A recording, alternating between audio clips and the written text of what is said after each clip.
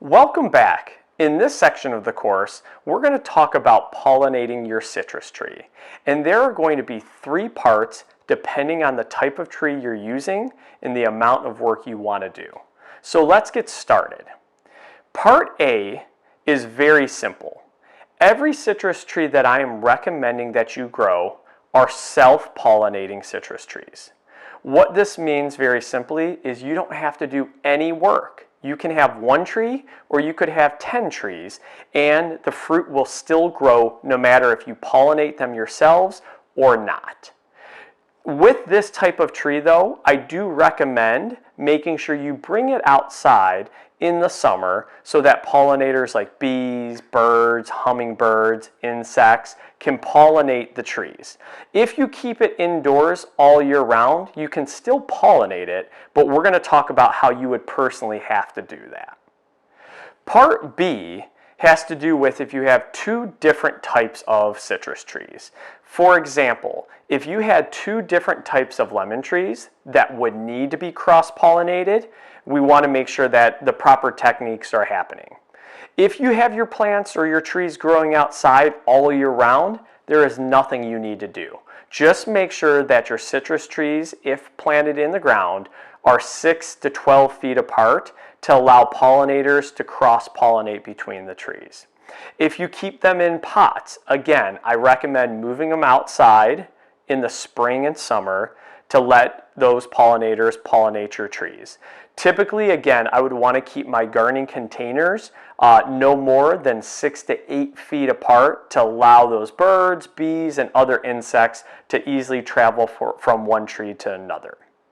And part C has to do with if you have 1 pollinating tree, whether it's self-pollinating or requires a little bit of, we'll do a part C again. So in part C is with you actually self-pollinating the tree by you manually doing that. So that is going to work very well with self-pollinating trees, but you can also do it with cross-pollinating trees. So I'm going to just talk a little bit through how you would manually self-pollinate a tree, but if you refer to a section later in the course, I will actually show how it's done. So let's talk a little bit around that. This is a very easy way and a very easy technique to self-pollinate the tree manually. You have 2 options. You can go out and purchase a self-pollinating electric pollinator. I think it's $5, $10. It's very reasonable. Or you can use a paintbrush if you have it in the house. Either will do the job. I personally like this handy tool because I think it works a little bit better. So very simply, if I have just 1 lemon tree, and we'll show this a little bit later closer up, I'm just going to go ahead and take my self-pollinator, my electric pollinator. I'm going to go ahead and take a spoon. And what I want to do is I want to look for any flower or any stem that is yellow and started to open up. You can't miss it. So the flowers are back, the petals are back, it's yellow, and that yellow you can tell is going to be what we're going to want. That is exactly where we want to start.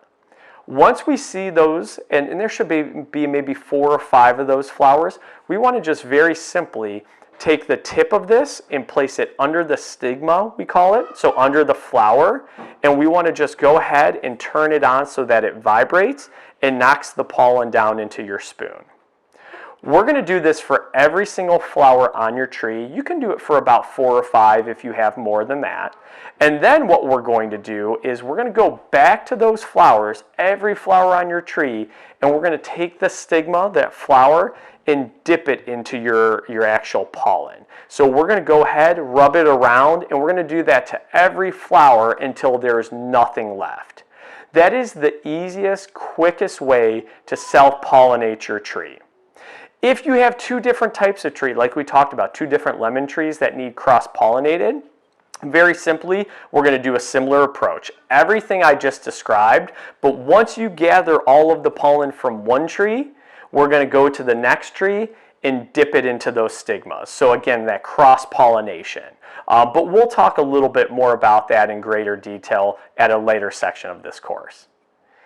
If you need to manually self-pollinate cross-pollinating trees, we're going to follow the exact same steps that I talked about. The only difference though is I would recommend having 2 spoons. 1 spoon for your first tree where we're going to gather the pollen, and another spoon for your cross-pollinating tree that we're going to gather the pollen.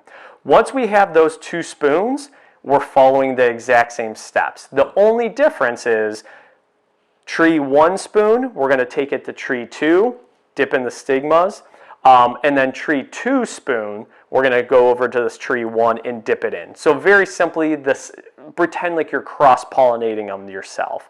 We're going to use different spoons for the different flowers, and that should actually produce more fruit for you. Regardless of whether you're outside or indoors, that's a great technique.